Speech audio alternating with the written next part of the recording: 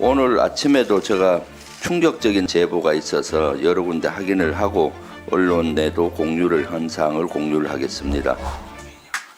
네, 충격적인 내란 12월 3일 비상계엄이 있은 지 2주가 지났는데도 제대로 된 운영위가 열리지 않고 있습니다. 대통령실이 나오지 않았고 국민의힘이 나오지 않았습니다. 이 현장에 나오지 않은 것은 국민의힘은 스스로 내란에 대한 동조당이란 걸 자인한 거라고 봅니다. 또 대통령실 마찬가지입니다. 이 내란에 아주 깊숙이 관여되어 있다라는 것을 스스로 방증한다고 봅니다. 뭐가 꿀려서 못 나오는 겁니까? 지금 다른 것도 아니라 내란입니다. 그렇기 때문에 여기에 대해서는 다시 한번 운용위를 정인채택부터 해서 다시 소집 요구를 강하게 합니다. 오늘 아침에도 제가 충격적인 어제 며칠 전에 제보가 있어서 여러 군데 확인을 하고 언론에도 공유를 한 사항을 공유를 하겠습니다. 실제 정보사 예하에 그 HID를 포함해서 공작 요원들 30여 명이 실제 선관위에 투입을 할 계획이 있었다까지가 국방위에서의 정보사령관의 증언이었습니다. 그런데 이것이 구체화된 제보가 있었습니다. 그 30명이 아니라 38명이었고요. 38명은 12월 4일 날 비상계엄이 성공했으면 4일 날 5시에 출동을 해서 아침 5시 40분까지 선관위에 도착을 해서 선관위 직원 30명을 납치해서 감금하려고 했습니다.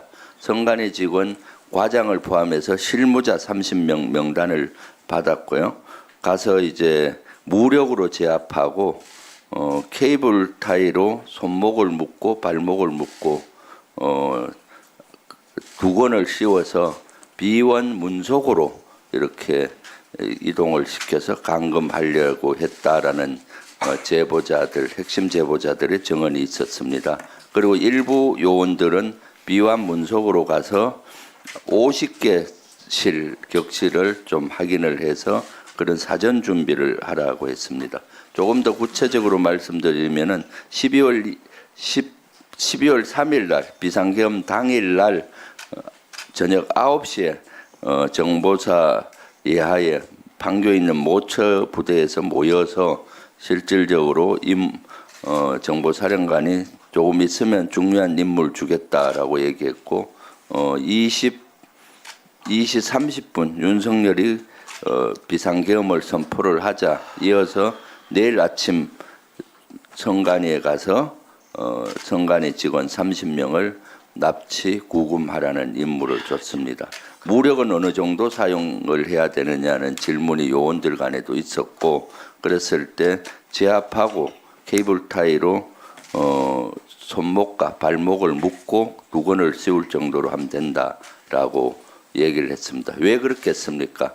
선관위 서버를 확보하는 임무는 다른 팀에서 한 걸로 보이고 선관위 서버에 루트 번호 사진을 찍은 게 보였는데 루트 번호 사진만 있으면은 정보사에 해킹팀이 있다고 하는데 그 해킹팀이 그 내용을 볼 수 있을 정도의 능력이 있을 거라는 제보도 같이 또 다른 제보들이 있었습니다.